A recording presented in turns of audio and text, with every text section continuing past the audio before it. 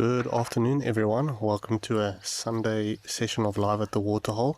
It's myself, Kenneth Gamble. I'll be your guide for the day, or the session, apologies. And hopefully we have a fun and interesting one. It's been a great bunch of sessions since Friday. Been very hot in the southern region. Please remember to communicate with us, send through your questions or comments. It is a live and interactive show, and it just adds to it to have a few questions to answer or topics to discuss. And we're starting off here at my lady Bush Lodge. We've got a few elephants in the background, bit of a skittish Impala ewe as well. I see she's got some friends as well, but certainly quite hot.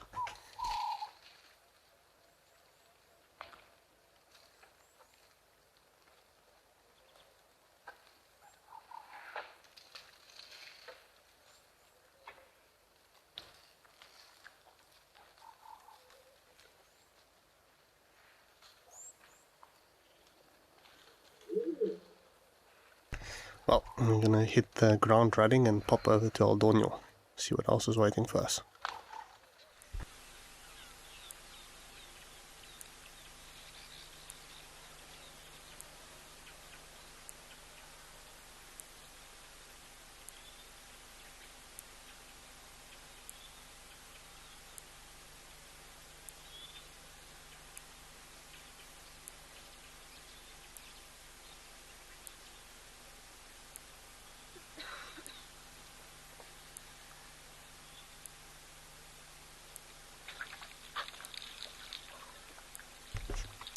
Very stately collection of giraffe here. One of them having a drink, and the rest are keeping guard. It's funny, since Friday I don't think we've seen elephants here at Aldonio. Lots of zebras yesterday. Giraffes have been around, but to my recollection we haven't had any ellies popping by.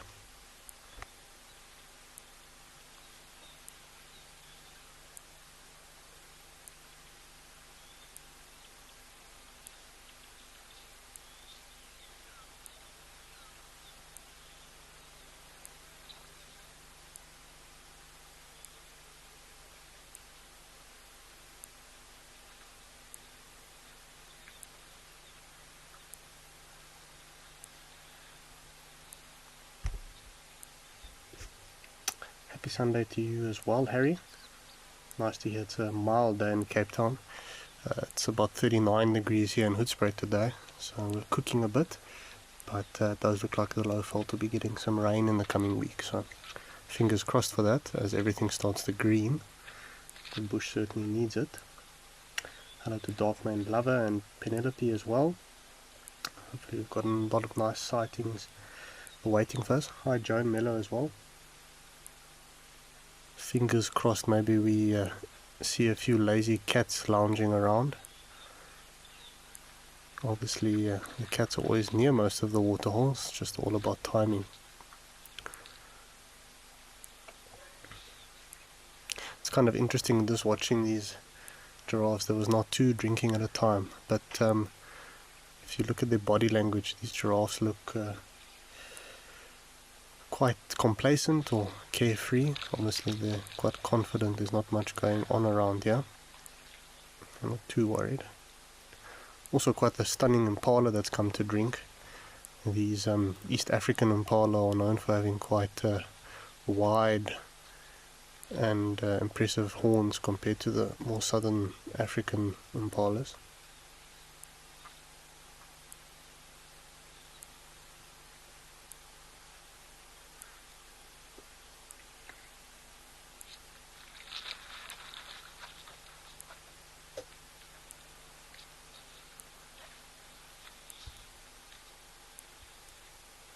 Robin Mack, you are 100% correct. I don't know what the rest of the country is looking like, but yeah, it's sweltering here in the Lowveld, but it's all part and parcel of this environment.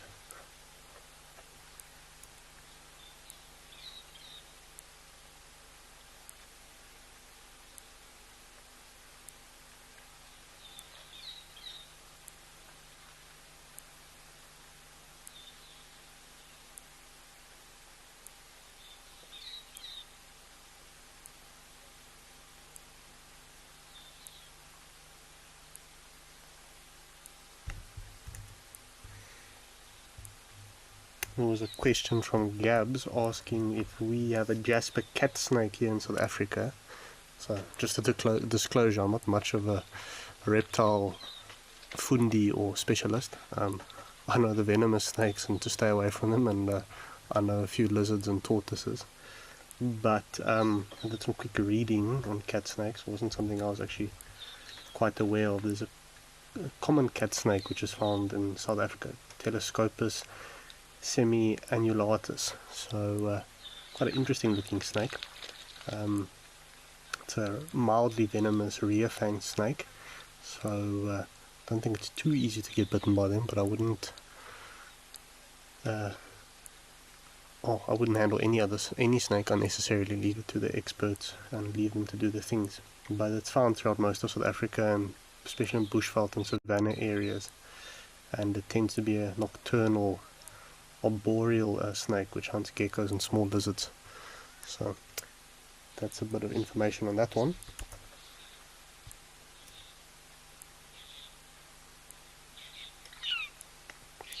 See, most of our giraffe have snuck off.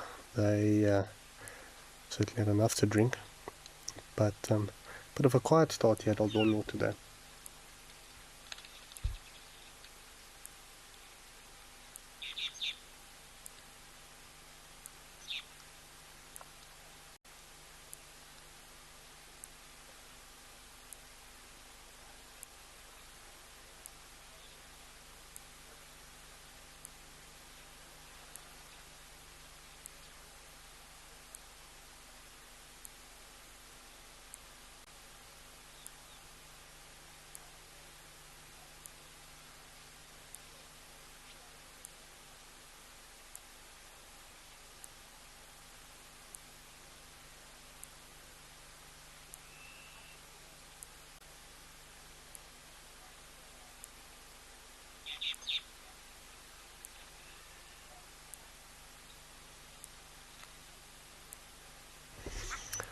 Seems like the giraffes are just either admiring the view or just spectating, but I'm sure they've had their full of water, so they're not too concerned about getting another drink.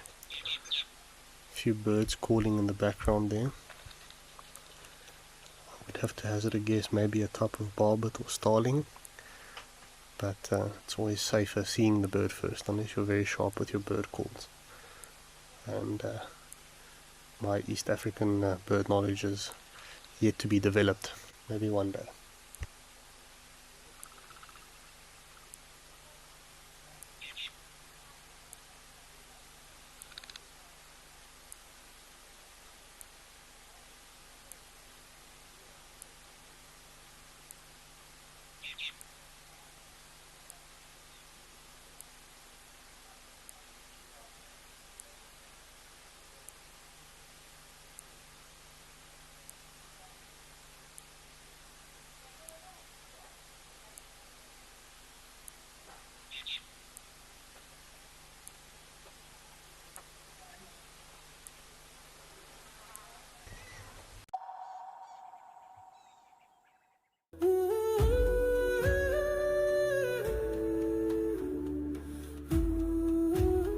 My name is Amy, and behind the camera with me is Paul.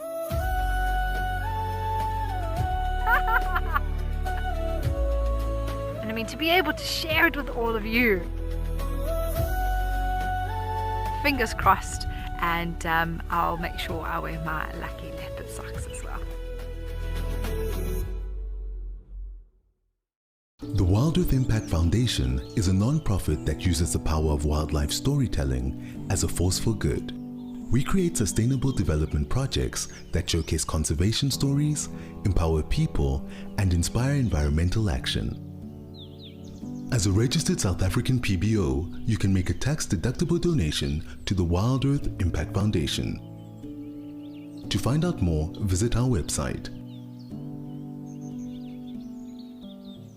Best sighting I've presented, I found myself with wild dogs.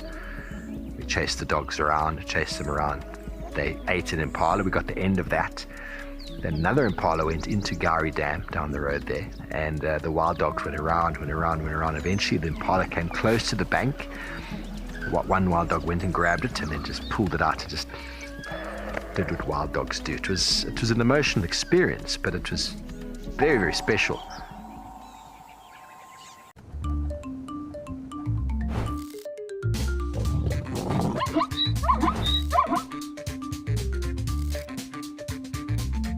Morning everybody, thank you so much for joining us.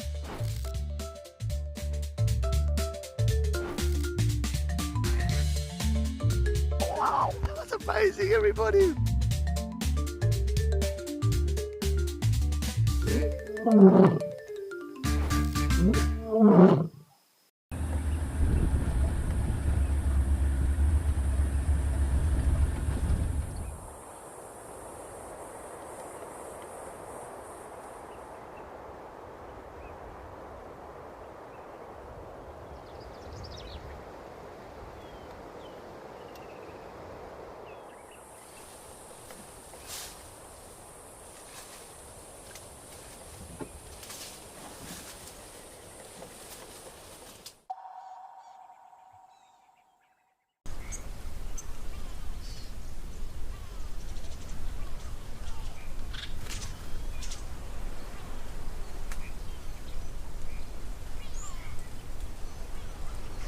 Quite interesting, this waterfowl that's perched near the shoreline or waterline.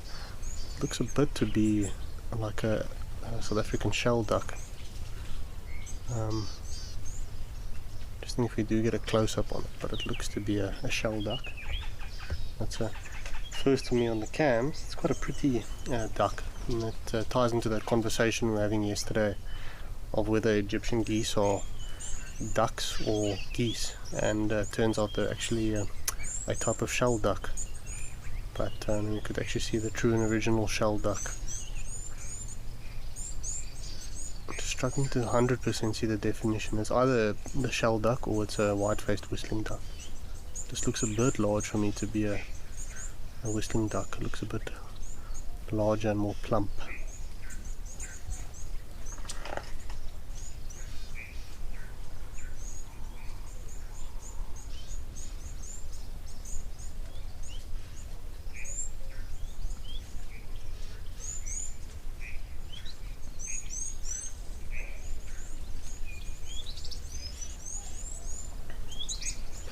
See how all the beasts have quickly had their drink of water and they are well on their way.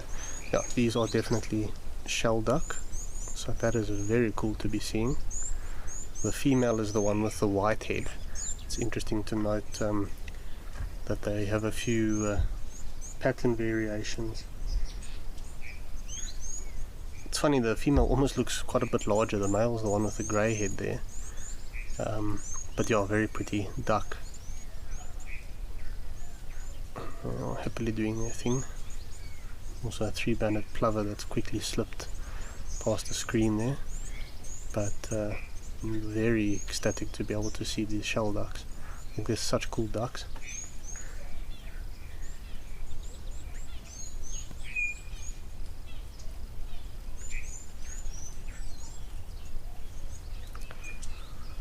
Interesting to know that these shell ducks are quite unique in the way that they nest. They sometimes can nest up to 9 meters down, but they use old aardvark, springhare or porcupine burrows for their nests. It must be quite otherworldly to see a duck going down a hole to nest. And sometimes these nests are up to 2 kilometers away from water. So very interesting.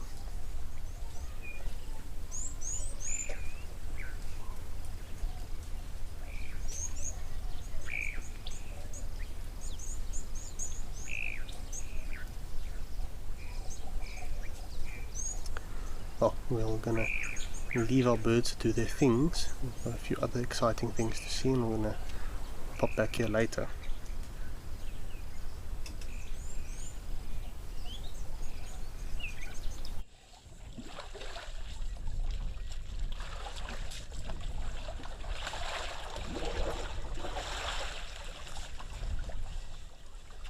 That's quite a nice sighting. Yesterday when we were here, Cat Eye, our elephant visitor disappeared quite rapidly. At least we've got a nice eye or cat eye view of these elephants. We can see a young calf taking quite a nice splash there.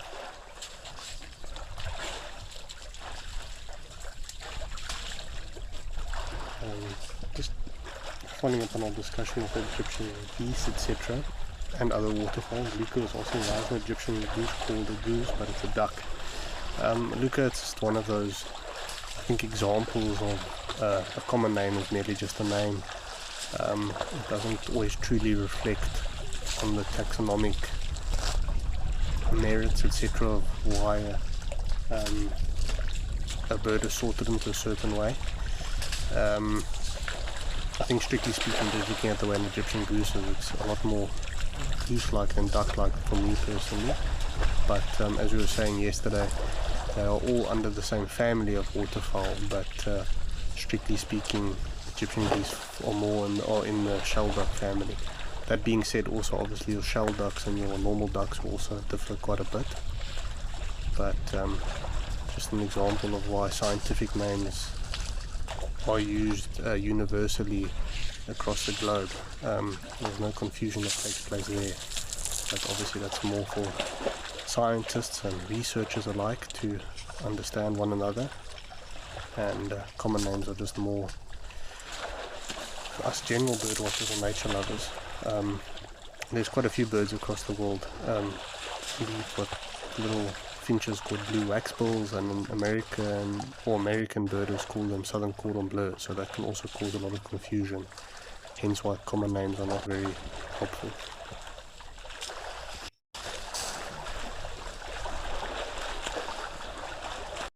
And we have a message from Yoni. Stefan loves the program and is asking if any predators have caught something so far. I was aware that the lions near Jackie's Dam had caught a buffalo, but we weren't able to get them on camera yesterday. And I think about a month or two ago there was that buffalo carcass at Coral camp or Coral waterhole. So it does happen often. Also at the hide we often see a few animal kills from time to time. So just about right place, right time. Unfortunately, as we watch the show or start the show, it tends to be the hottest time of the day.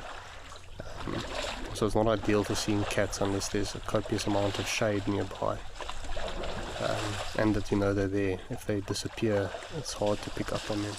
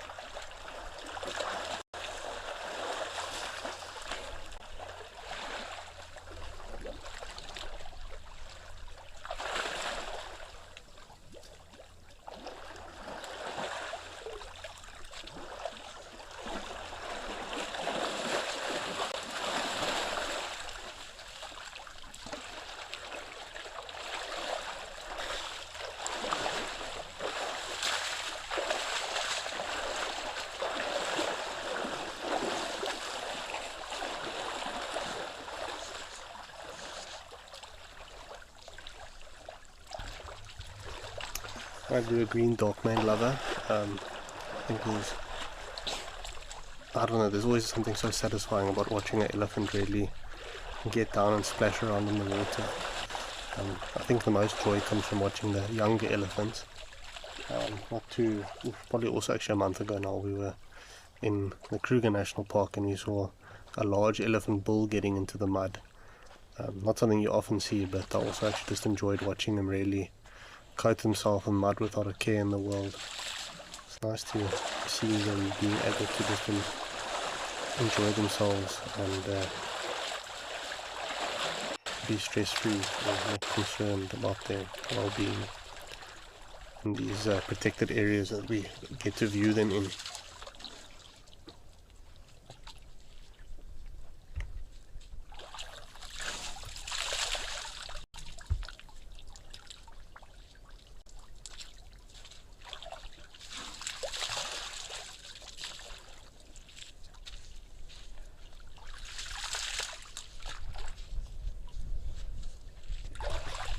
Now that you say it, Splish Splash was taking a bath.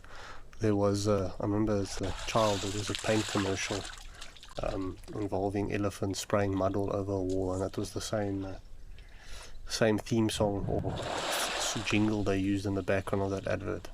It always stuck with me because they were advertising how easy it is to clean a wall with their paint or the quality of it. But I do explicitly or vividly remember the elephants making a true mess of the wall.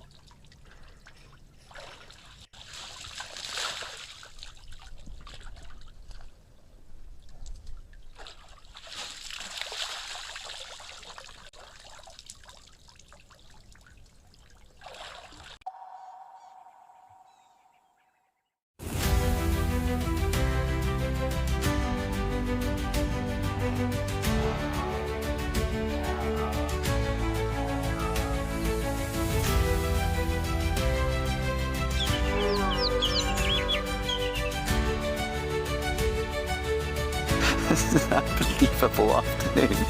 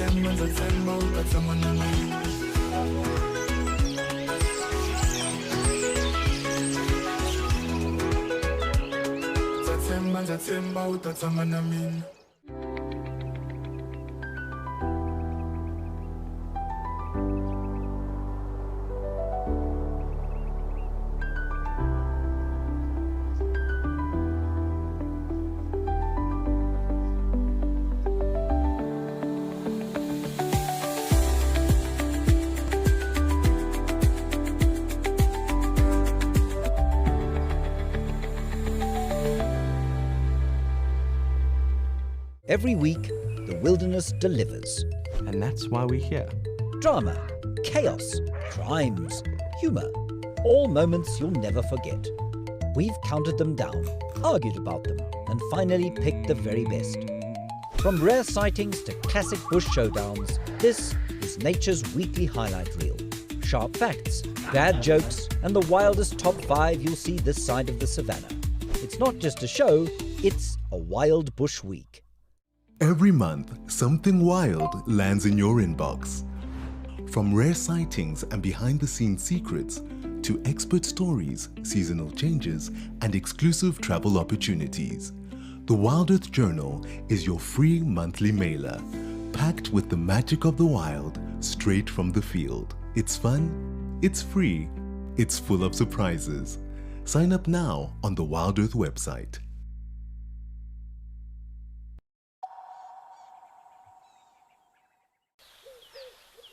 Just wouldn't be the same not seeing elephants here. So you also have a impala and a nyala standing next to each other. Elephants are looking quite calm and collected at Tembe today. Also doesn't look as hot in northern KZN or northern Zululand as it's known. I'm sure it's still quite warm, but it does not look like the sun is baking. It's the Elemental. Good day, good to have you with us again.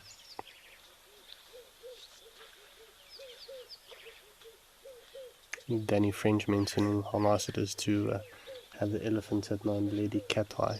There's quite a nice perspective that camera gives you, so there's nice when you can catch a bit of the action there. We are truly spoiled with all the different locations that Africam has on offer. I'm sure everyone has a few of their personal favorites. Maybe let us know which are some of your favorite spots, but mine would definitely probably be Tembe and KwaMaratani and Pilanesberg. Those are two cameras I tend to watch quite a bit, but at the same time I do also always find it hard to just pick certain ones.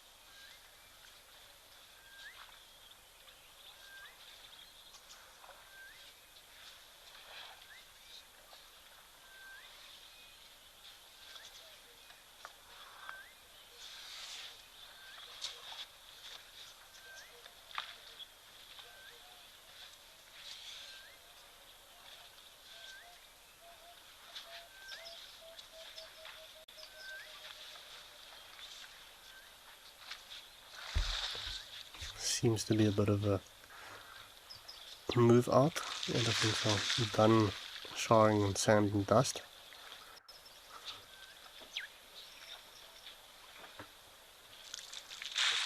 The sun is also slowly starting to peek out a bit there. Certainly looking still very much warm in northern Zululand. You can see a few of the birds outside of my window here are panting in this heat. The main trick is get hold of some fresh water, fresh cool water, and some shade, and rest out these hot hours. I think that's why for me game viewing and bird watching is always at its best in the early hours. Winter can be quite nice because you've got quite a bit more long time to enjoy those early morning hours in the bush. Personally, I'm not the biggest fan of the afternoon session. It starts all hot and it only slowly cools down. It's always for me much cooler in the morning.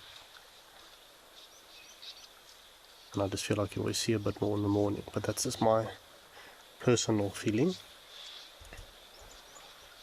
I'm sure there are a number of people that prefer their afternoon game drives to their morning game drives.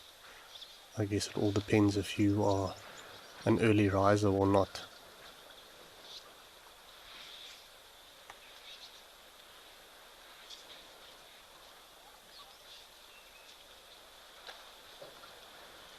For me, my highlight is always having a nice cup of coffee or hot beverage if you prefer, but a nice cup of coffee and listening to the dawn chorus as all the birds get going and a few of the animal sounds as the world wakes up.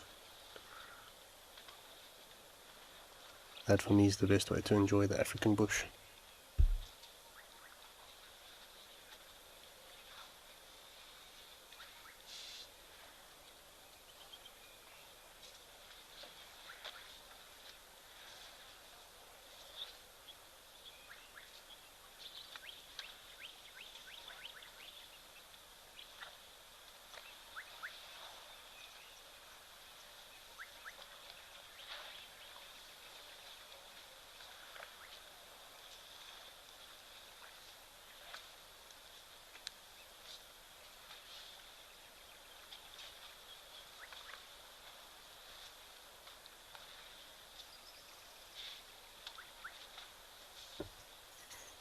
One thing I also haven't seen in a very long time is the lions around here at Tembe. I do know they tend to pop by a lot more at night, but I also do stay quite close to this waterhole. It's obviously quite a productive area for them. There is also a few more pans behind this pan. This is just the main one that the camera looks onto, so there are also a few spots behind the bushes. So there's a bit of a larger location than it appears off the bat. So once again, giving the cats the advantage of lots of hiding spots.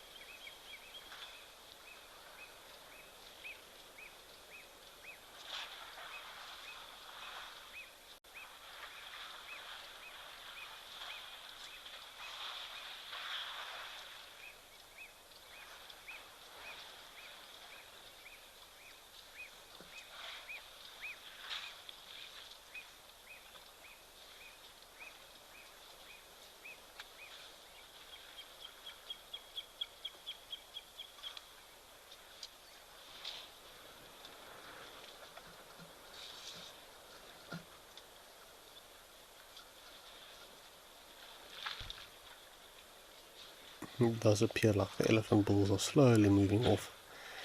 Had enough time baking in the sun and coating themselves with some sand and dust or soil. Go find a lot of strong shade to cover themselves in. So actually, on that topic of shade, was a question that came in yesterday, why the elephants don't push over these large trees here at Tembe. I think this is a good example of, we can see quite how large these trees are, and I'm not saying an elephant couldn't do it. I don't think they're prone to pushing over such large trees. I think it would also take a tremendous amount of effort, but they could certainly break a branch or two off if they really wanted to. But yeah, it's tough to say what their thought process is. Do they leave it because they know it's important shade, or is it a food source? I do think these trees are probably just a bit large for the effort it would require. But yeah, definitely could also be for shade provision. I know sometimes elephants, out of frustration, will also just completely push over a tree, barely feed on it and move on, which is quite sad, obviously. The tree took a long time to grow, and it can be broken and or pushed over very quickly.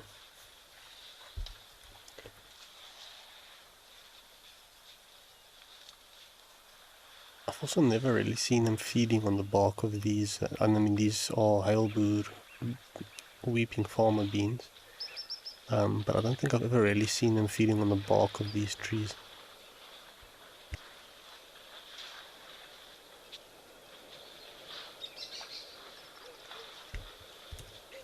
Tyler asking if we get both male and female herds here.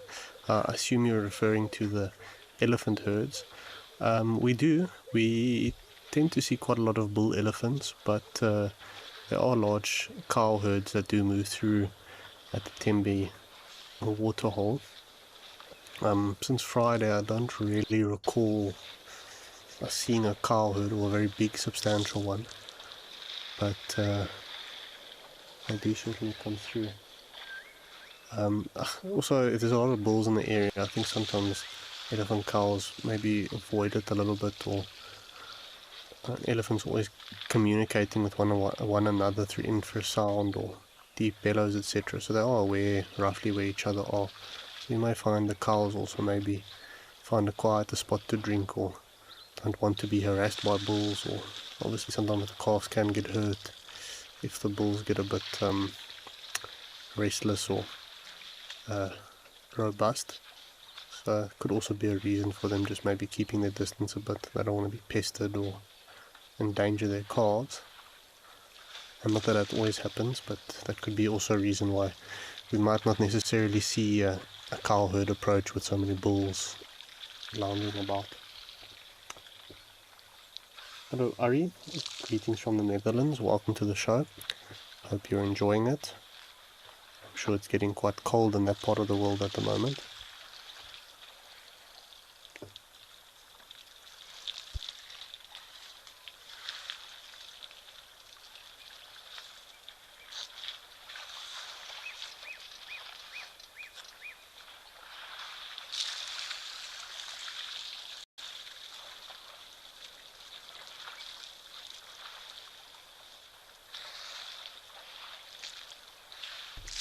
Just another very peaceful scene in the African bush today, that's for sure. I see this impala quite happy nibbling on the fresh green grass that's obviously coming up now that the temperatures have increased. So this grass is necessarily growing due to rain. It's quite close to the water, so it's probably got a bit of underground moisture there. But you can slightly compare what I was saying about the comparison with the impalas at Old Donyo and these impalas in South Africa here. Obviously these ones are a bit smaller, or a bit younger, but there was a bit more of a mature male, and you could kind of see how his horn shape is not nearly as spread out as the East African impala is.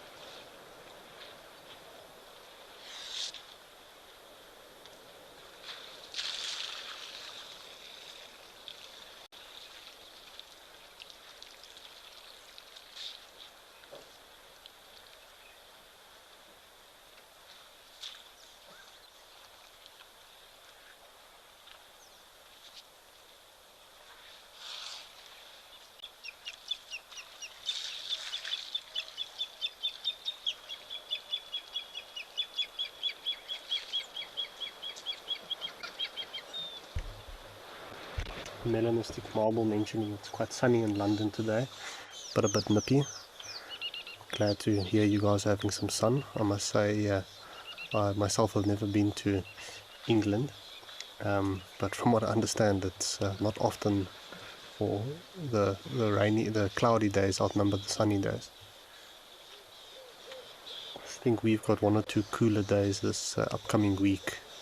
Obviously, as the rain will roll in, then the temperatures also plummet. But of course, the wind blows, and the wind is certainly one of my least favorite parts of the weather. I feel like with wind, everything's just a bit more unpleasant. Bird watching's not as good. Game viewing's a bit worse, and if the temperatures are cold, the wind just magnifies that.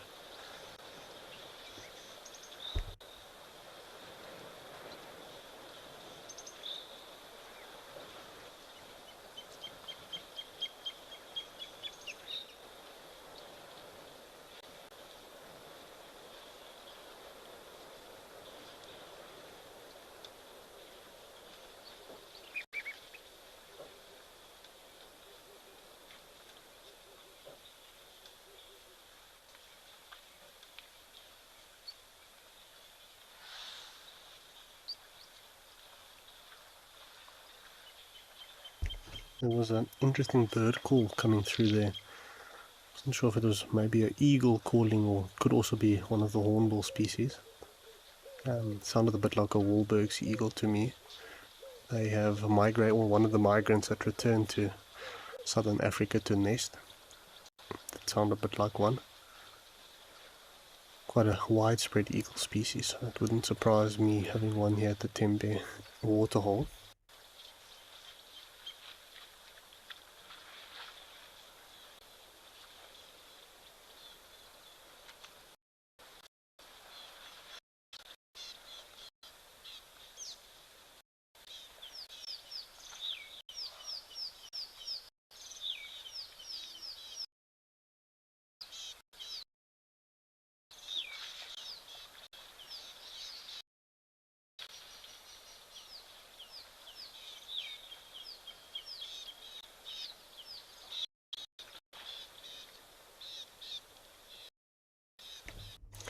See the impala, I've got quite a premium spot there. I've got a lot of shade from that tree, and then copious amount of grazing underneath it, so you can't ask for much better. And if you get thirsty, of course there's water right next door.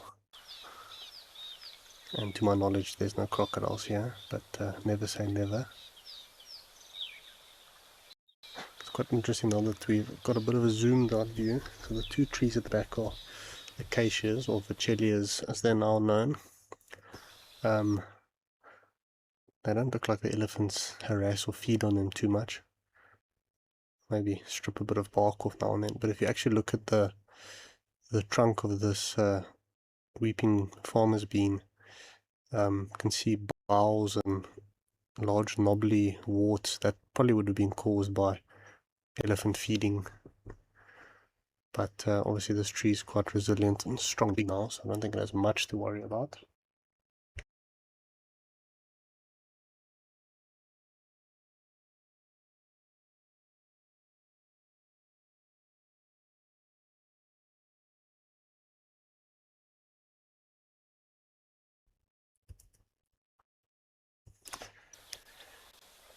So a few zebra-related questions. Good questions. Wendell Kral was asking, saying he's always wondered, is the zebra black with white stripes or white with black stripes? So the answer is zebras are black with white stripes. Just kind of their skin color is black, put it that way. If you look at their nose, the bare patches of skin underneath them by their inner thighs, or near their, you could say armpits, but that's not really the right word, but anyway, and near their tails, that skin is black. So essentially their skin color is black, and the white fur is fur that grows out like that. But the real reason for the hairs growing in those different patches is a bit more clear. Their skin is of a black tone. Got some warthogs very well camouflaged there in the reeds, and they are having a wonderful mud bath. I got a bit excited with seeing those nyalas jump away. I thought maybe we had a bit of action on our hands, but I think they actually got a fright with the warthogs when they came down to drink now. And that probably got them to jump away like that. Kim is asking why we don't see zebra at Tembe. Kim, the reason is that where this waterhole is located, it's in obviously the area or the immediate area around this waterhole or pan is a bit open, but surrounding the bush surrounding this pan is very thick. It's essentially sand forest. It's a unique type of habitat that's found in the eastern side of South Africa or Southern Africa, also more in coastal regions.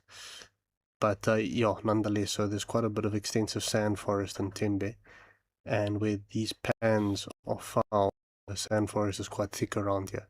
So zebras won't associate or won't inhabit an area which is very thick and overgrown. Obviously, they need good grazing, and with that comes good visibility. Otherwise, they are just easy pickings for lions.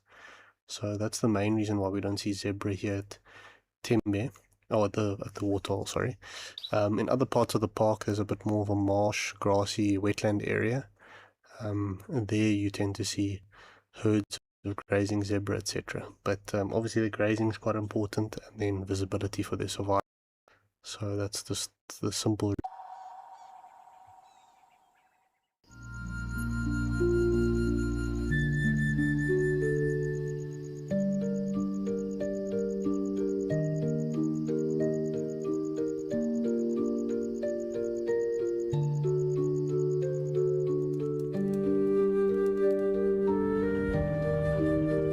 This unfolds in front of you.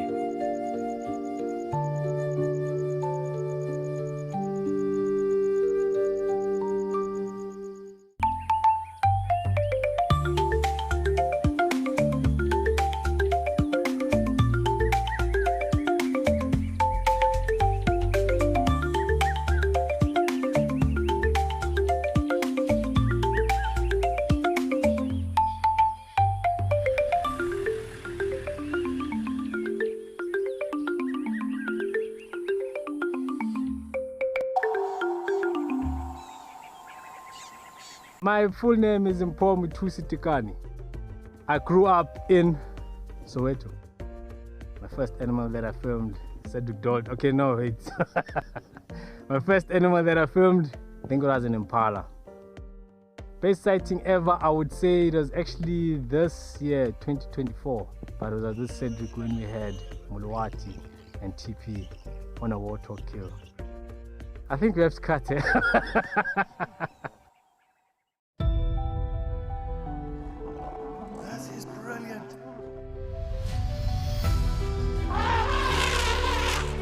Real, you say the best kind of roadblock?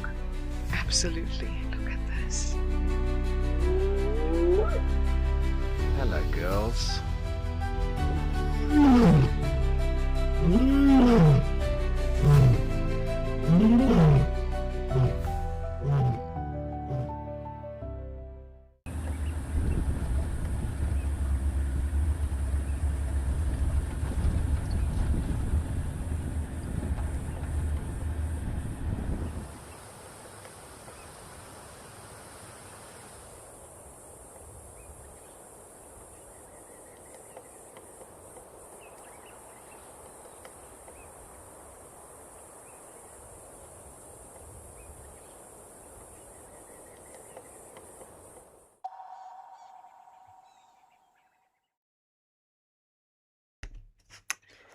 Anyway, we're gonna hop on over to Elephant Pan and see what's waiting for us there.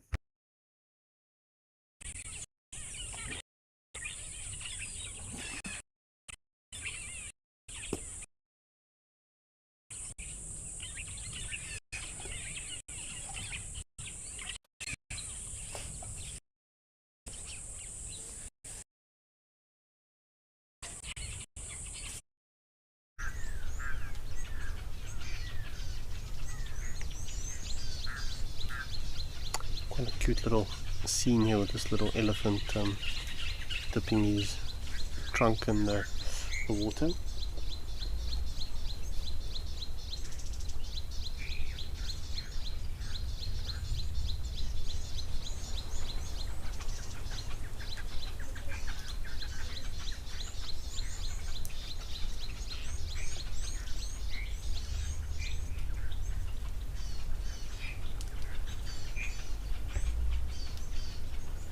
This elephant's taking quite a dramatic pose with his foot on top of the cement block there where the water comes in. Certainly seems to be feeling quite cool. He seems to be mucking around with the water a bit, not intent on drinking. I don't know if the water's maybe not to his liking, or he's not that thirsty.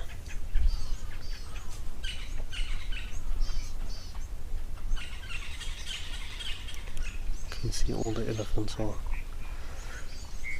struggling to find shade in Botswana.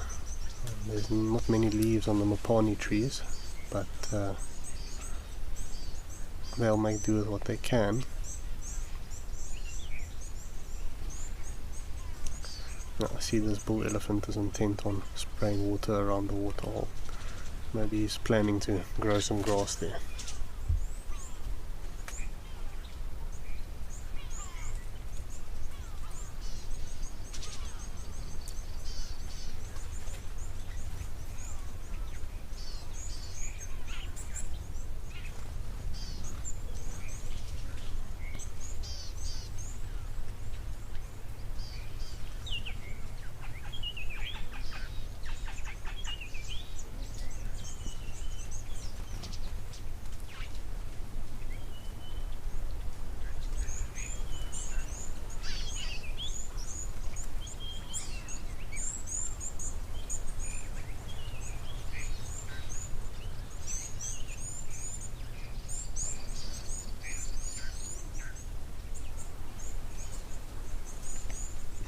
He's still up to his old tricks there. It could be quite possible that he has maybe already drank, but he certainly doesn't seem to be too thirsty. Don't know if the heat is just maybe giving him a bit of a brain fart there. But or he's just enjoying playing around with the water. Guess he wants to make his own water feature or water fountain. But he's not intent on doing anything serious with the water at the moment. Not even splashing it off. Maybe he's washing his foot a bit there.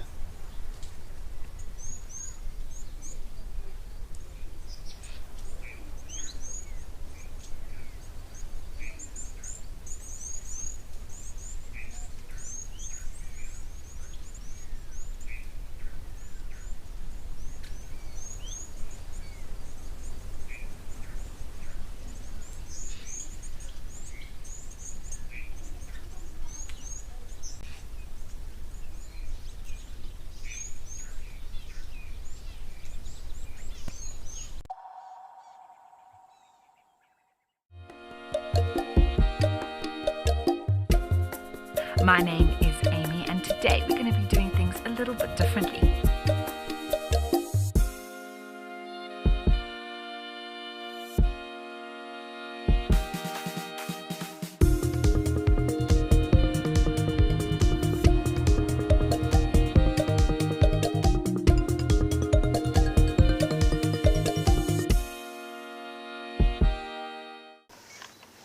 Even a hyena coming into the action as well now. Oh my word! She's stalking the hyena now. Leopard, hyena, lion, all together in one shot. Oh! Woo! This is action-packed.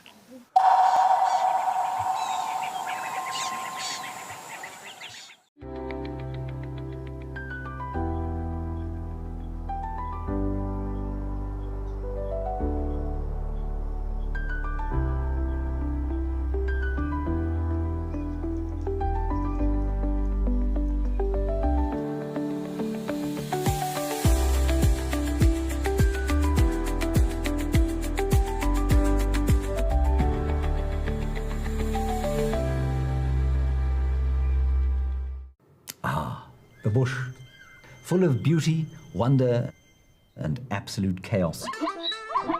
And now, all that madness has its own show. It's called a Wild Bush Week. The countdown of the most outrageous, heart-stopping, and sometimes downright ridiculous wildlife moments of the week. Lions throwing their weight around. Hyenas gate-crashing the buffet. Leopards doing, well, leopardy things. Each week, it's a fresh reel of safari gold. A mix of drama, She's just got an impala, everybody. danger, and a healthy dose of laughter. So, if you fancy a highlight show with bite, and I don't mean just the animals, tune in to a Wild Bush Week. You bring the tea, and we'll bring the tusks, tails, and teeth.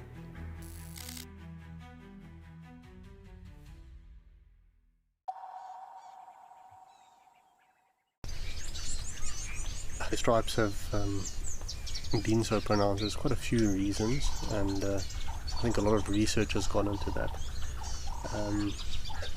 The most strongly supported scientific explanation appears to be that biting flies, such as the tsetse fly, not present in South Africa, but and also not Botswana that I know of. But I know in Zimbabwe and other parts of Eastern Africa, the tsetse flies there, and having been bitten by one, I can attest to it being an unpleasant experience. But yeah, just sorry to finish off that one. Tsetse fly and horseflies are less likely to land on striped surfaces, and this has been widely tested over the years. There was a lot of tsetse fly research done in Zimbabwe in the 90s.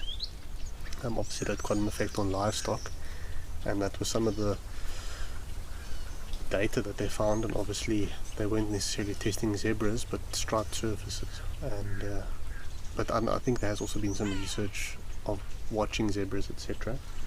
But the thought is that the alternating black and white pattern seems to confuse the fly's visual system a bit. So it's always a great adaptation to dealing with that when you can't spray insect repellent on yourself.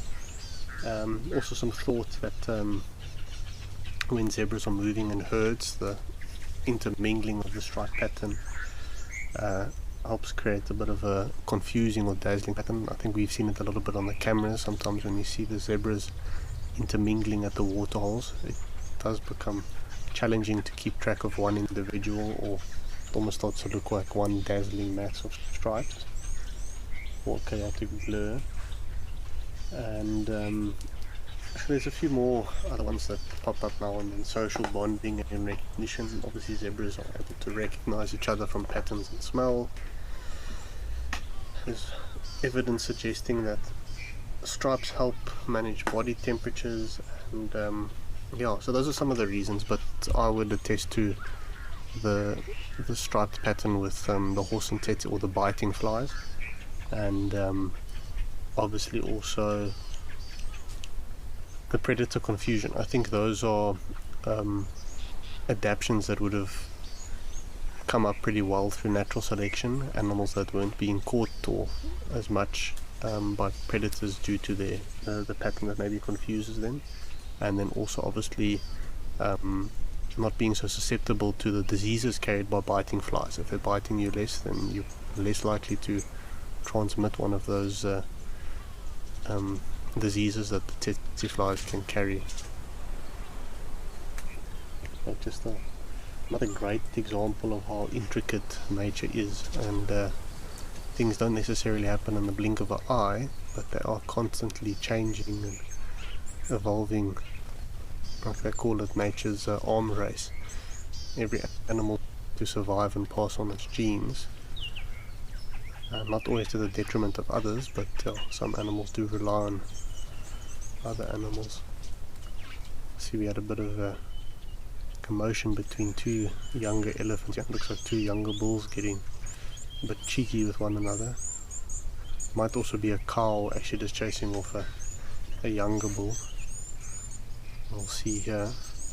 Seems like there's a bit of a standoff taking place now.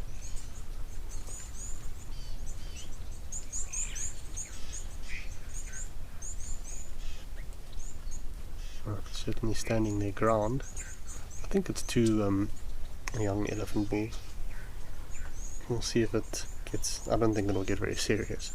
It's probably quite playful. Well, it seems playful. Apologies, it seems playful for one of them anyway.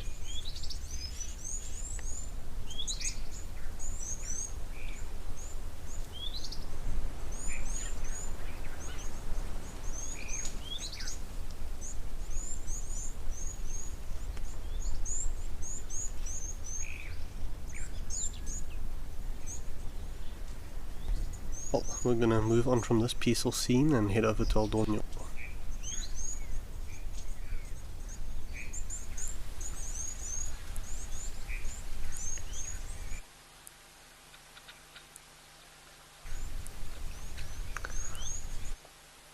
Yep, more graceful giraffes and a few oryx in the background. Surprisingly, no elephants again. Quite a pretty scene with the giraffe standing tall or drinking, and the swallows swooping around it. That does look quite peaceful. But yeah, quite surprised we haven't seen many elephants at Aldonio. You can definitely see the water levels much higher today than it was yesterday. So clearly there hasn't been too many animals coming past the Aldonio waterhole today. Yesterday it was certainly struggling to keep up with the amount of water that was being drank. There's a question from Jay Cronier asking, can elephants swim? They most certainly can. I don't think we ever really see African elephants in situations where they are swimming. One place that comes to mind is probably the Chobe and the Zambezi River, on the border between Botswana, Namibia, Zambia and Zimbabwe, that area. There the elephants will swim across the rivers where they're quite deep and they actually no longer can stand. If they don't need to swim, they'll just simply wade across. But there you'll see elephants swimming across deep water, and they use their trunks like a snorkel. But they most certainly can swim. Asian elephants are known for their ability to swim between islands. That's how they colonized or settled on many islands in Asia, because they can swim. But yeah, I've also seen it, and it's not just large elephants that can swim. You'll often see entire breeding herds swimming across, and can see the trepidation in the younger elephants, but they just stay close to their mothers or try hold onto their tails with their trunks and keep going. But it's quite impressive to see such a large animal actively swimming through the water.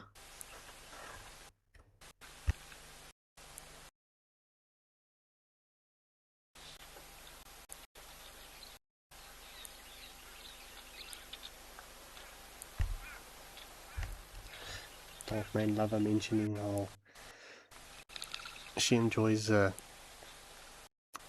giraffe drinking water. I always am so concerned for them. They seem so ungainly or so careful that one wrong move and they could slip and hurt themselves. But clearly they know what they're doing. But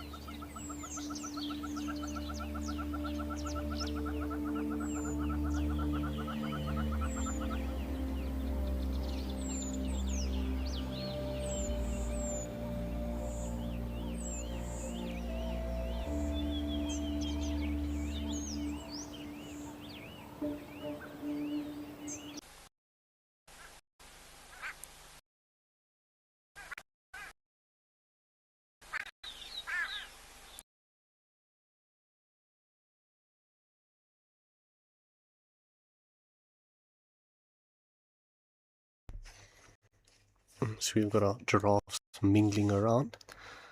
Saw a few birds hopping around. One looks like a sparrow weaver. Could be a weaver, I just can't see the color definition, but from what I can see it looks like a white-browed sparrow weaver.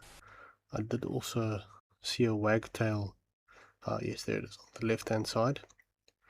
Oh, giraffe got a bit of a fright. Kicked off straight into first gear there.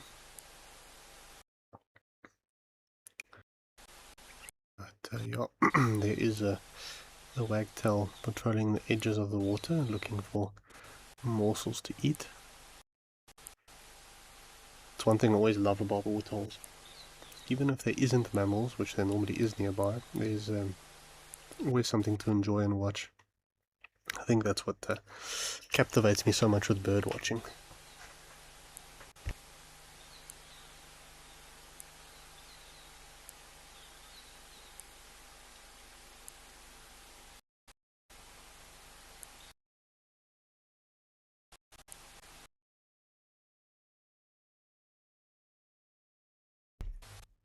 Well, now that everything has moved on, we're going to move over to Tembe again.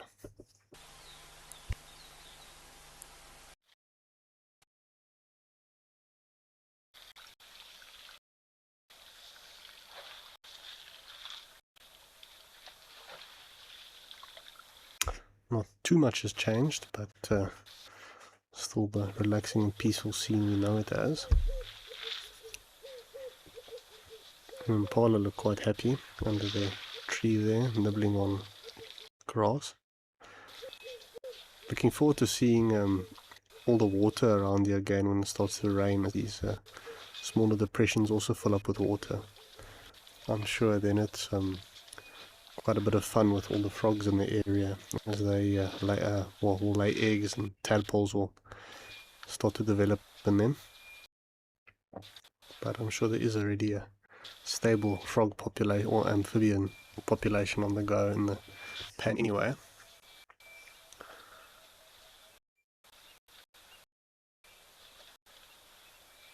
But such an idyllic spot. Just love the large green trees and all the animals just going about their business here at the waterhole. There's always something special about a watering hole.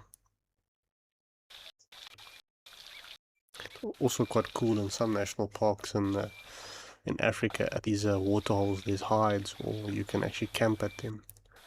It's not like that everywhere. It's only certain parks and reserves that offer it. But it's quite a wonderful experience, and you can sit back and enjoy the waterhole the entire day. The activity until, well, even after sunset, you're able to see what comes by if you've got a strong torch. There's a few in Kruger where you can sleep over at the hide. It's actually kitted out, or special where beds fold out, etc. And in some parks in Zim, you can also sleep at the water. Amazing. Often birds, hyenas, is life.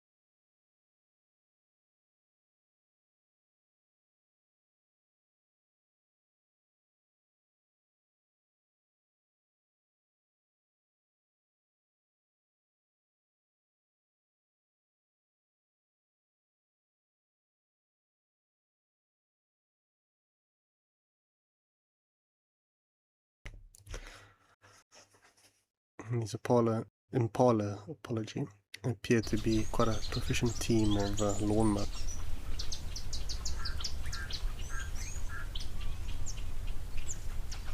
It's interesting to know how closely they crop grass. I'd be interested to know.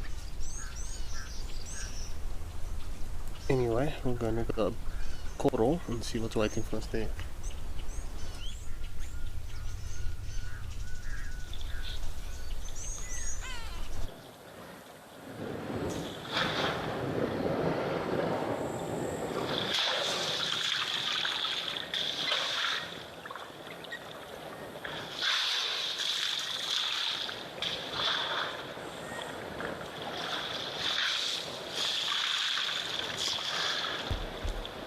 We've got quite a nice view here in coral. We've got this young elephant bull.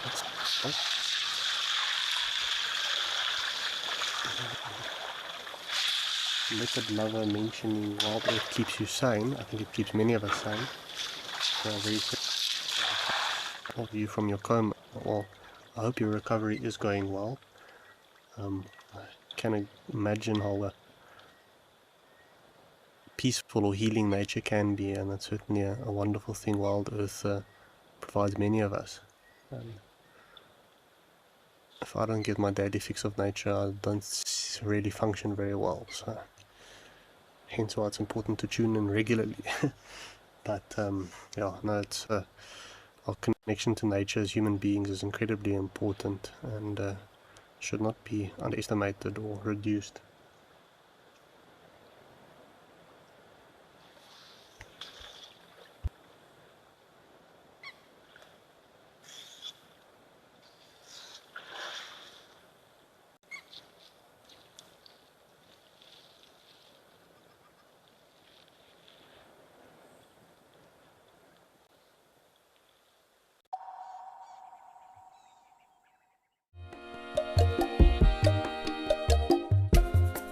My name is Amy, and today we're going to be doing things a little bit differently.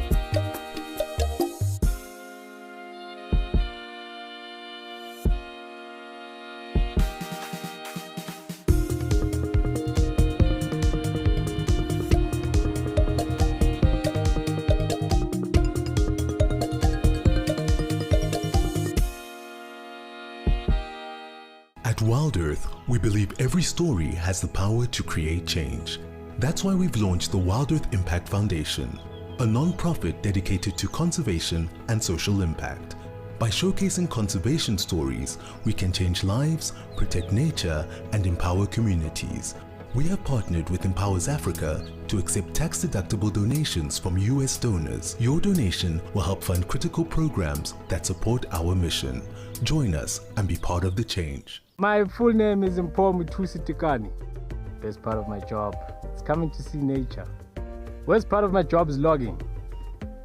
That's the worst thing ever, because you have to log amount of footage. You sit in front of that computer and yeah, you think of deleting the footage, but no, they need the footage.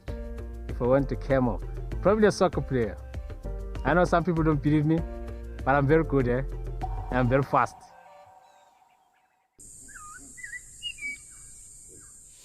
Some ellies that we're approaching now. The light on her as well is absolutely gorgeous. So we are going to enjoy the rest of this sunset. Wow, this is absolutely crazy. And thank you for joining us. For myself and Cam, we will see you next time. Can you hear that?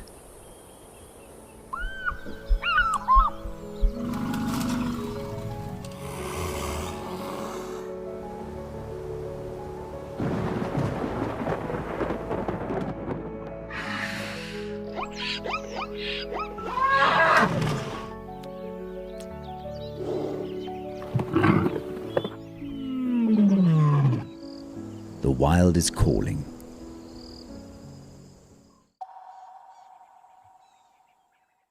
A moment to rest and enjoy it.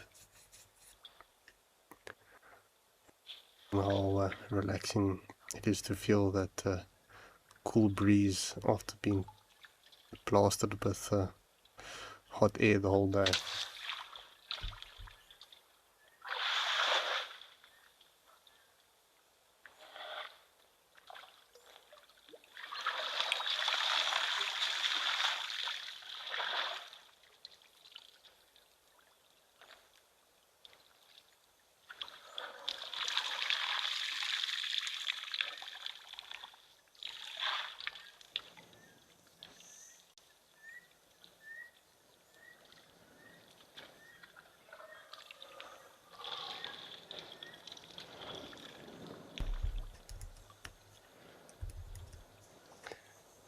Baz, good to have you here. Yeah, we've elephant-filled afternoon. Surprisingly not at El Doño, but all the other locations have had lots of ellies enjoying the cool respite they get at the waterholes during these hot summer days.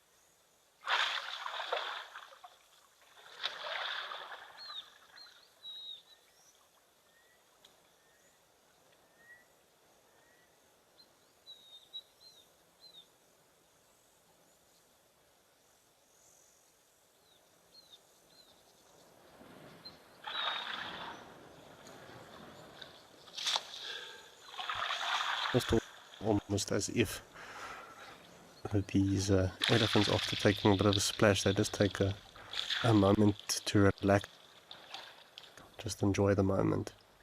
I think that's something a lot of can relate to. Just need to take a moment, take a deep breath, step back and just enjoy what's going on and the simple things in life. Relate to that when it comes to camping. I heavily enjoy just spending time in a tent in nature and just enjoying small things again. Can always enjoy the creature comforts once I'm home again.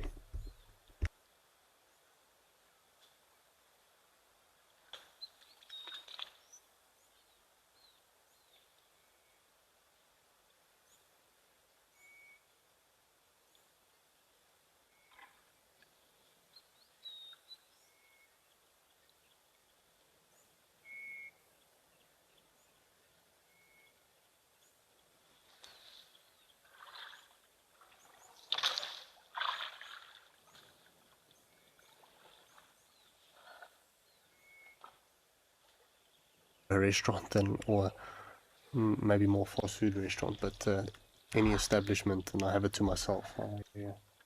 Where that quite more peaceful. Otherwise, it gets too peoply for me.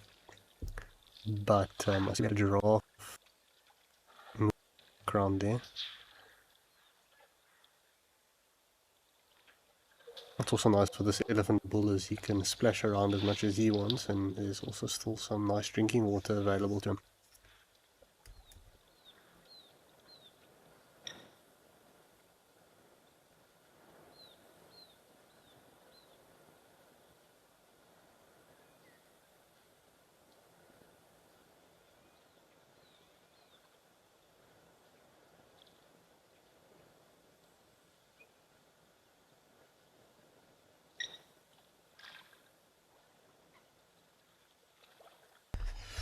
Well, for his peaceful spa session, and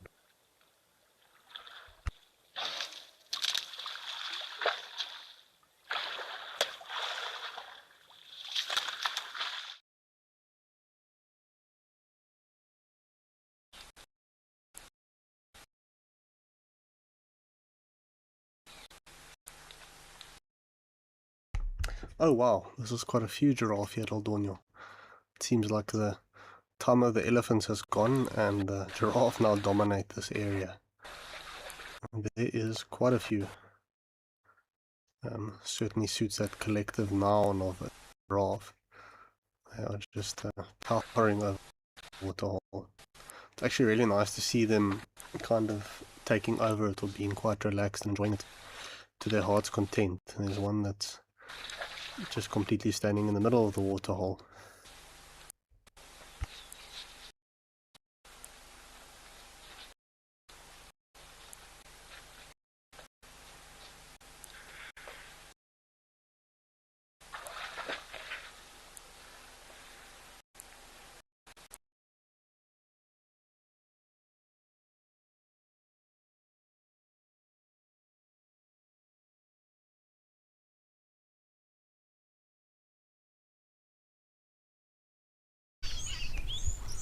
Robin Mack, you were asking if that is a man-made pan.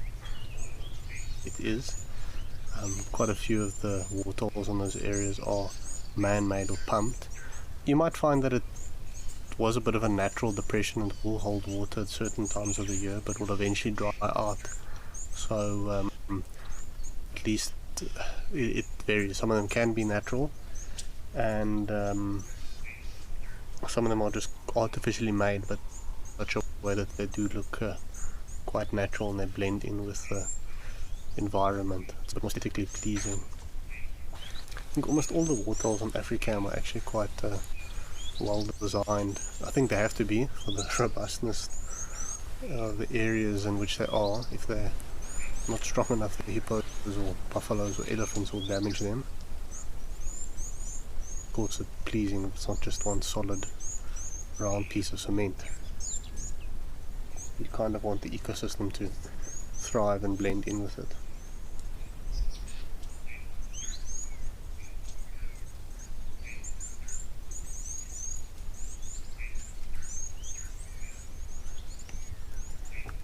Quite a few comments flowing in about the giraffes. They certainly do look stunning and striking today.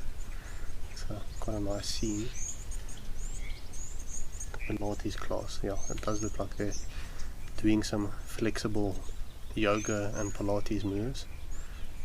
Definitely much more flexible than I am. I don't think I don't even try to touch my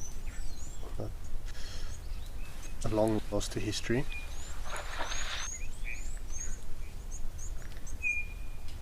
But so pleasant just watching these graceful giants do their thing.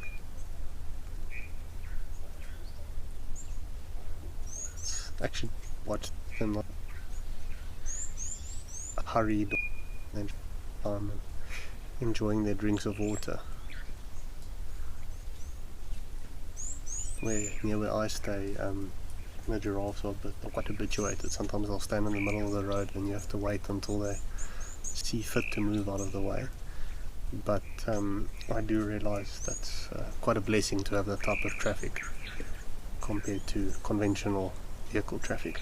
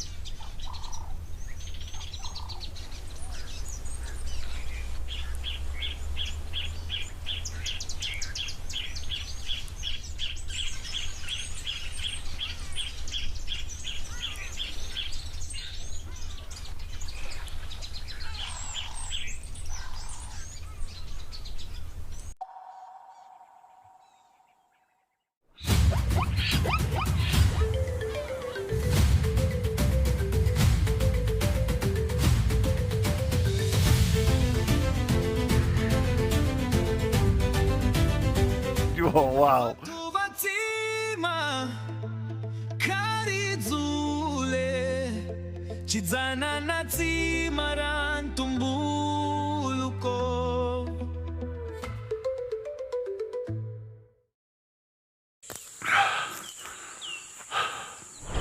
What does it take to handle the wild? Balance. Determination. Focus. Yaku!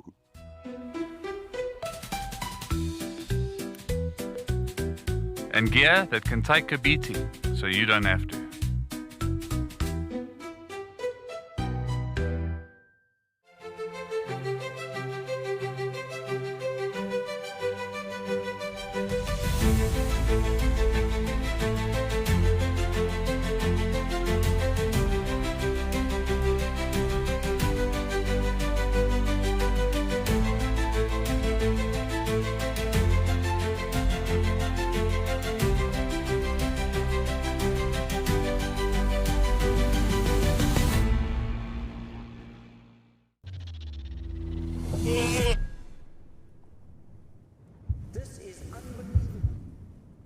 Oh, she's gonna catch it.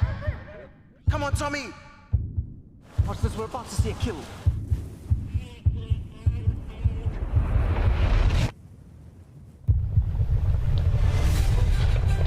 You can see how close he is from where I am.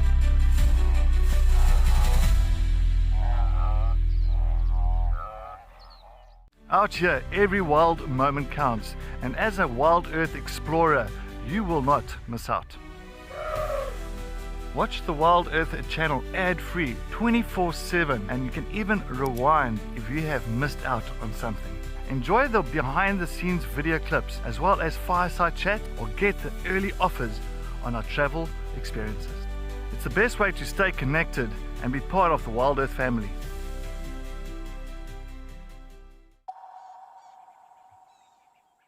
For all intents and purposes. So I don't think I'm too much of a believer in the tarmac theory. Of course it will play a role, but I don't think the line clear near tarmacs for that reason, considering that the rest of the road network is quite vast. But interesting nonetheless. It's definitely say that the lion prides are not capable of learning and adapting their hunting strategies to function and suit the needs and of the environment.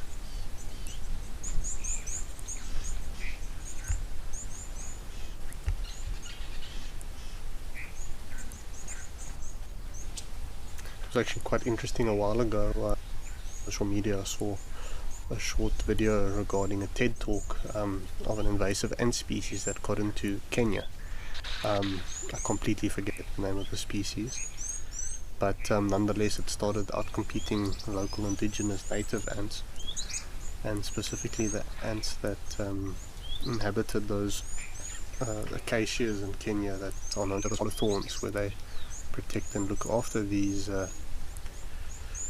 acacia trees. Rafts or other browsers from browsing on them. Obviously the ants attack them once the herbivores disturb the acacia tree, but this invasive ant species actually killed the native ants, and in turn the acacia trees no longer had ants to protect them, and in turn these acacia trees started disappearing throughout the Kenyan savanna, which made the savanna much more sparse and open, and in turn this had an effect on the lions, which could no longer really rely on hunting zebra. As we discussed earlier, zebra thrive in more open environments where obviously for food and grazing, but also predator detection and avoidance. So yeah, in these open areas it was much harder for lions to catch zebras. So they actually predominantly changed their food source to buffaloes and started hunting zebras less. But yeah, just an amazing example of how such a small change can have large ripple effects in nature. Everything is interconnected. Oh, sorry, the giraffes and the acacia trees in the background reminded me of that. Really wanted to share it. I thought it was quite interesting.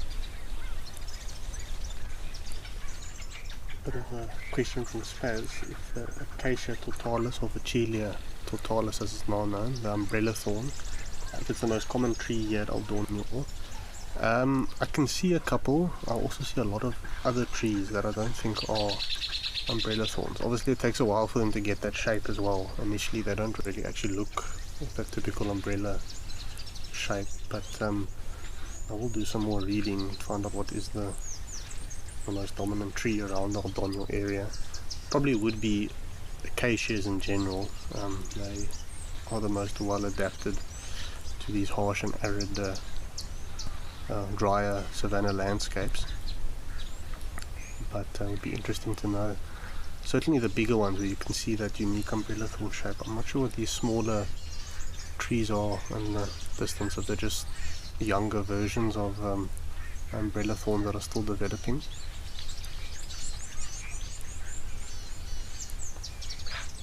I do agree, Jarvan. Yeah, it's very interesting how interconnected and dependent everything is. A tree is not merely a tree, it's a whole, what's the word? Well, a lot of different animals depend on it. Just it has a massive effect. Davis was asking if anyone seen giraffe drink from one of the higher man-made waterholes that are built up. I personally haven't seen it. I actually haven't also not really seen one of those elevated waterholes. My gut feeling is giraffes might maybe be a bit hesitant to approach something like that. Obviously, as much as they are vulnerable when drinking like that, it is natural for them to drink from the ground surface or from a low surface. Any river or natural waterhole would provide the same challenges that they face at an artificial waterhole.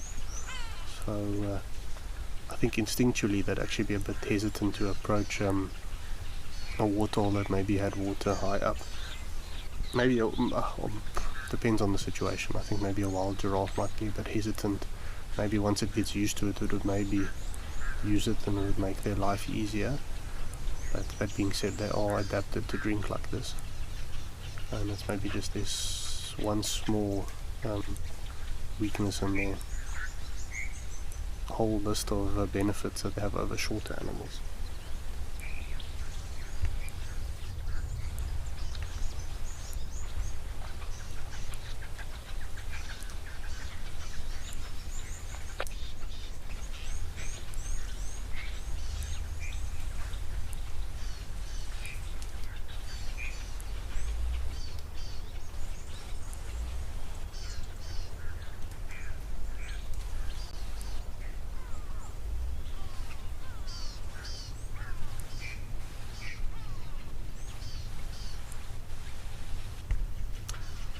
I'm gonna leave our last few rooms to finish up the drink, and we're gonna pop over back to Cat Eye Pan.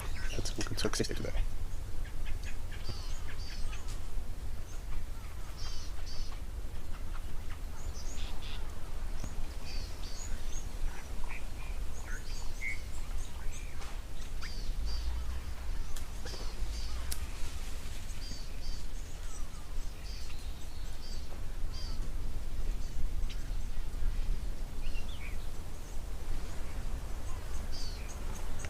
Oh, we are really being treated to some nice scenes here at Cat Eye Pan. This is the second herd to pop by here today, and quite a few elephants at that. Some of them are really getting stuck in and submerging themselves. Not a very deep pan, but I think it's time to cool down like a plan.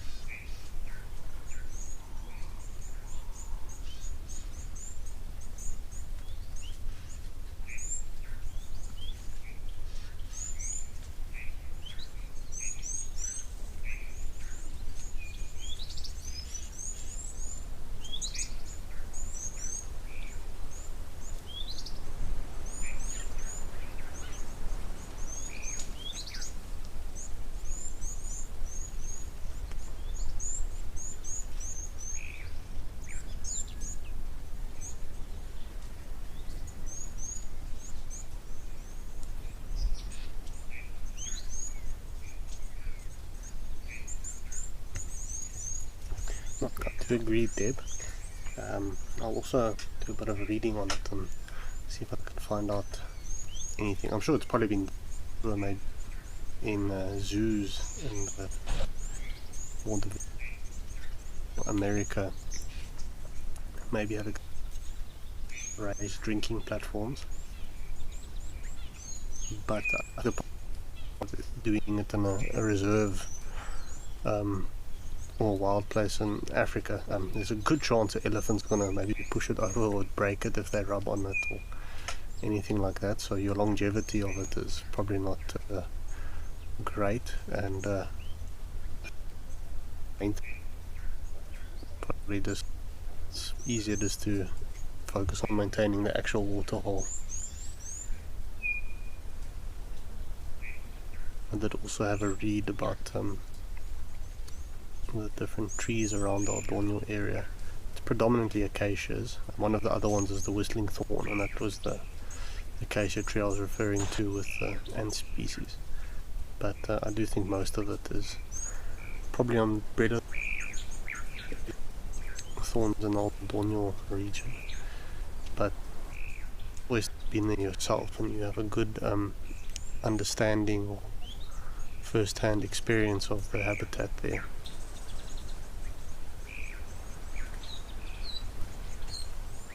Like any certain parts of Africa quite extensively used biomes that are present.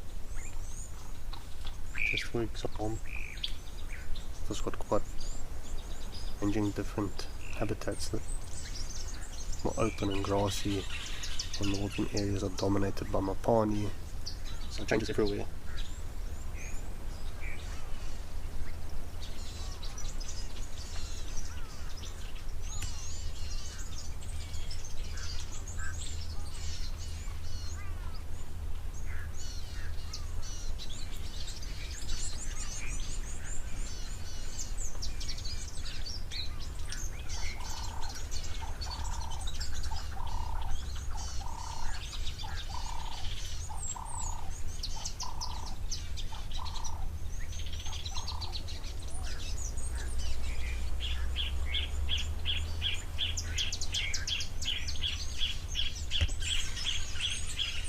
That little elephant is having a grand old time there in the water. As Jive Bunny mentioned, as the lillyfant. It's incredibly cute. I see there's actually two of them there. Their little trunks popping out the water like snorkels or submarines. I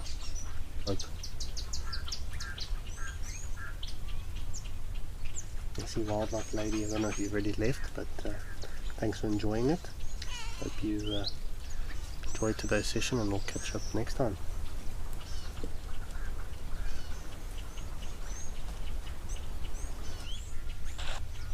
I think that's something we can certainly agree on. Young elephants in a waterhole definitely have the most fun out of everyone. I wonder if sometimes the older females ever look on with a bit of envy, thinking, I wish I was able to do that when I was smaller.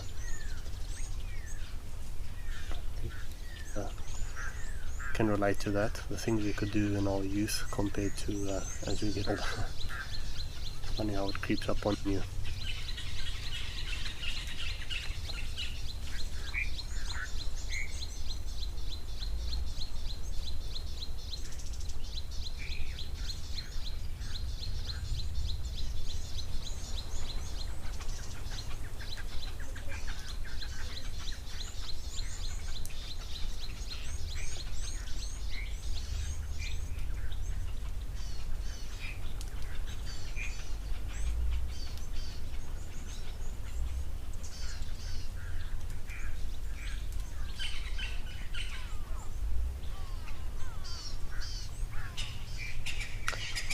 Not sure if some of the elephant herds are ready to move on, and these younger elephants are almost refusing.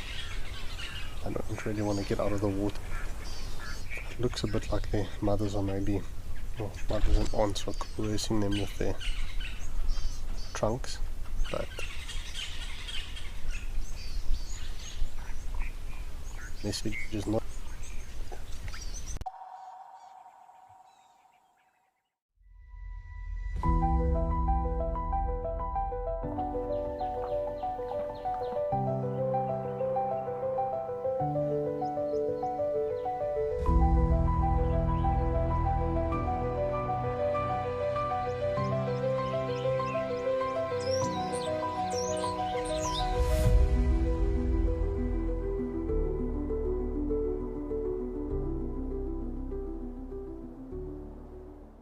The Wild Earth Impact Foundation is a non-profit that uses the power of wildlife storytelling as a force for good. We create sustainable development projects that showcase conservation stories, empower people, and inspire environmental action. As a registered South African PBO, you can make a tax-deductible donation to the Wild Earth Impact Foundation. To find out more, visit our website. My full name is Maxine Gaines. Most people that know me really well call me Max. I'm a mum. I have two boys. One is 16 years old and one is 14 years old. I'm a very, very proud mama of my two boys. I've just always been passionate about leopards. I'm passionate about their conservation. I'm just passionate about everything to do with leopards. I love them.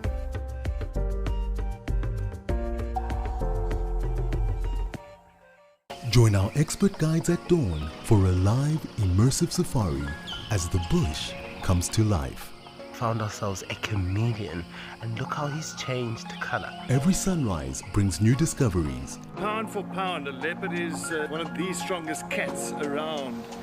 Ask questions, share your thoughts, and connect with nature, live and in real time. Great excitement, great happiness. Start your day with adventure.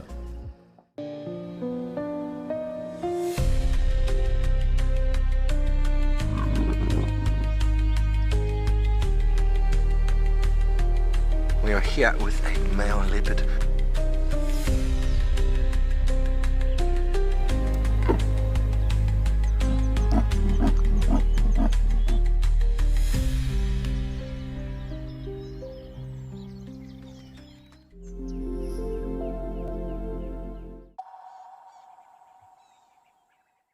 Nest raiders of note. They are able to, well, their joints are quite double jointed, so they can rotate their twigs and quite, but they'll often stick them into a nest cavity and chicks. And even if they can maybe overpower a larger bird, but they will raid nests with, well, that is their speciality. Sorry, but as I was saying, Robin Mac, the areas around a waterhole tend to be the most barren. Obviously, all the herbivores feed immediately in that area, so the trees and shrubs and grass take a bit of a beating also from the foot traffic. But in general, yeah, the Naledi Belula region is a bit dry at the moment, while the rains slowly start to settle in, so it's looking a bit barren. The trees will start to flush once the rains have been sufficient, but yeah, I think most of the scenes around our waterholes are looking a bit harsh. Just had a gazelles past there, but this is quite a stunning sighting towards the end of the show today. I'm thoroughly enjoying this Emojis. You can see that pinkish colour on its face there. It's a bit indicative of mating display colours.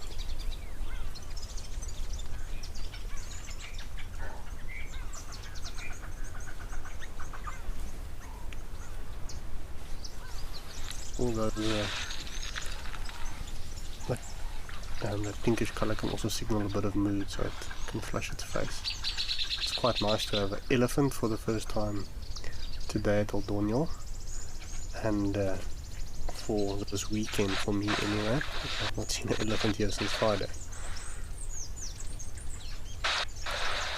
And this elephant is very excited to get in and get some water. Really enjoying itself and getting stuck in now.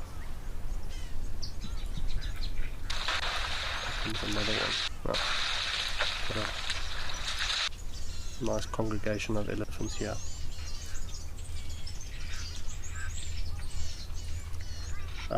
Recycled teenager asking, do elephant bulls become the dominant male because of size, age, or aggressive attitude? I would say all of the above. Obviously, might is right in some ways, but yeah, the bigger an elephant is, the more fights he can win, or the more dominant he can be. Obviously that correlates with age. You can be aggressive, but if you're not big and older, or in your prime, put it that way, obviously once you're at the end of your years, you're also not going to be too aggressive and dominant. So the three coincide, they complement each other.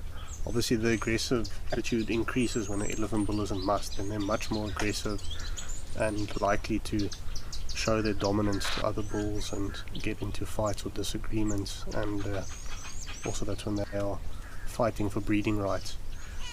When the elephant's out of must, they're not normally very aggressive towards each other, but you will see the dominance at work sometimes when they're feeding between each other. This first elephant that arrived has really got interesting shape of tusks. I can only imagine that tusk was maybe damaged when it was younger, hence the strange direction it's growing in.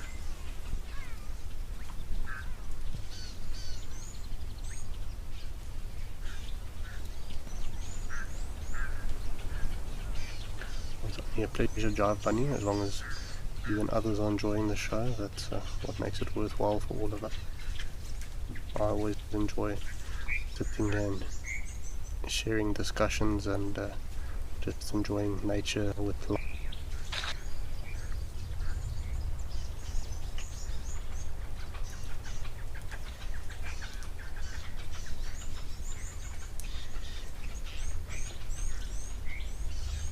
Yeah, I don't think I've seen this one with skewed tusks.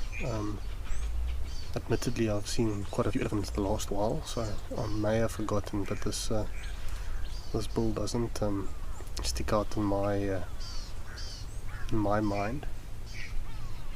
I'll try to remember it. He's quite a smaller elephant if you compare him to his two friends that have come to the waterhole with him. He's a bit of a smaller bodied elephant. I don't think necessarily older, but obviously as people differ from one another, it differ a bit from one another. There are sometimes bulls with tusks, small bodied, or there's elephants with smaller bodied. There's the different genetics. But he does seem a bit smaller than his compatriots. Also maybe a little bit skinnier in my opinion.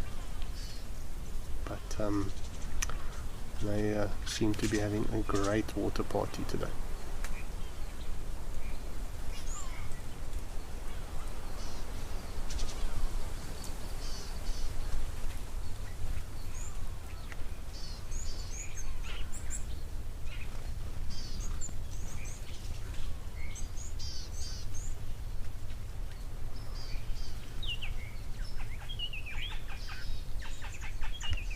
Quite a unique feature of that build in the middle is obviously also that big chunk missing from his ear.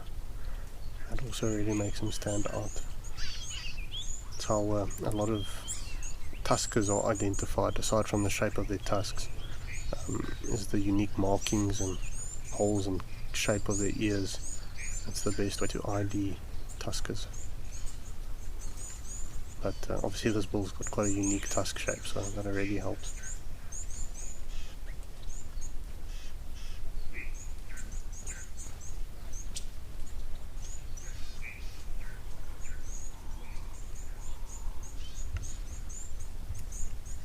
My thanks to everyone. It's been a pleasure sharing these things with all of you. We've certainly had a day of elephants.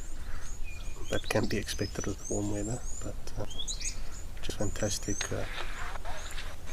watching and enjoying them go about their business. Looks like something maybe.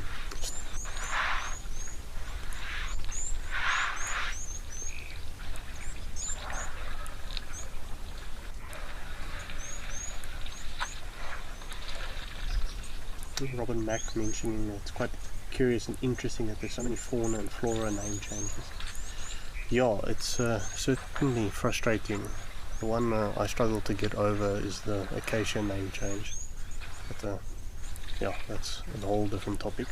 But yeah, I think as we learn more and I think in the earlier days of exploration, a lot of species were found and they actually weren't necessarily species. They were just maybe variants, etc. And the improvement of genetic testing is helping scientists and researchers narrow down and clean up unnecessary species, etc., and sharpen up on the different.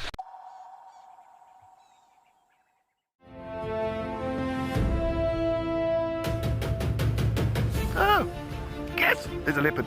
I've got a leopard here. My name is Cedric, and behind the camera with me we've got Muscles and Paul. Well, it is Feline Friday.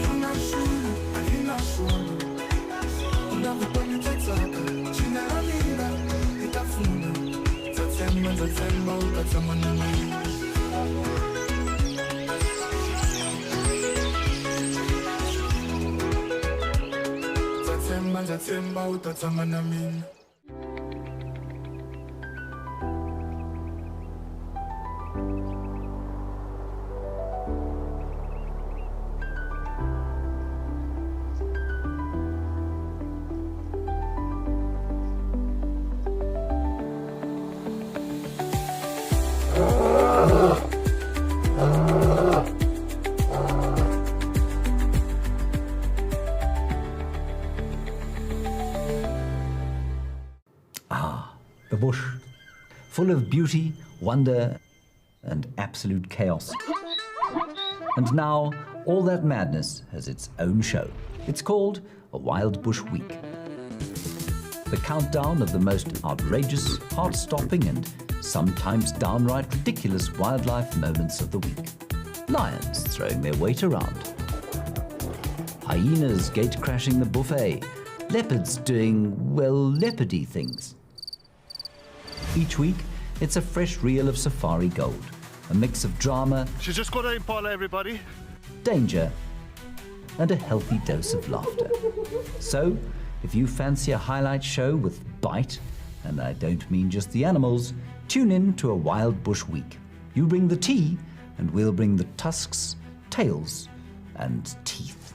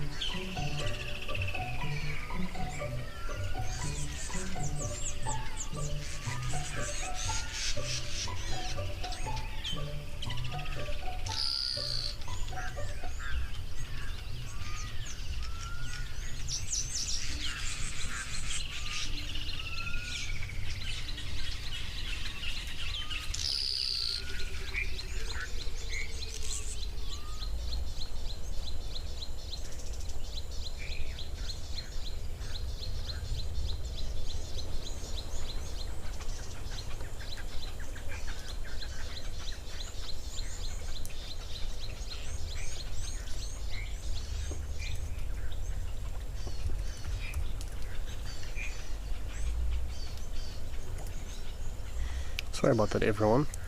Something just affected the feeds a bit, but we got back on top of it. We've come to finish off the session here at Jackie's Dam.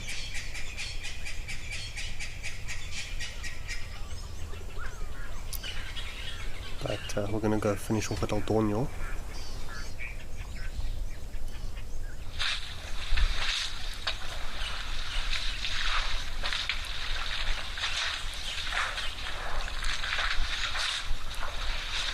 A few questions that I wanted to address, but then the feed cut off. But from Deb Davis asking if I suppose the bulls hang up with a group of cows, kind of like guys group eating before breakfast or for a drink. Definitely so. Large Tusker bulls are known for having a scaries, which is a Kenyan word for protectors in a way, or Maasai word, sorry, that's where it comes from. They're protecting. So you will often see certain bulls associate more with each other. Sometimes they will go off on their own, do their own thing. But a few bulls will keep a few friends together that they get along with, obviously.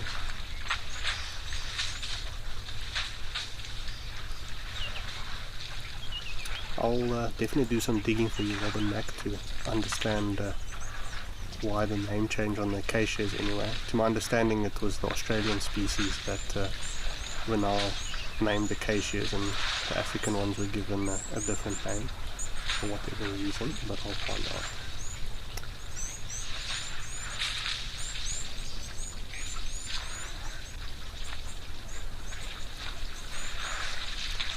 But once again, thanks to everyone for tuning in. It's really been a great couple of sessions. I've enjoyed it over the last couple of days, and really enjoyable scenes at the waterholes here. Hope everyone else has enjoyed it, and I look forward to sharing more with everyone.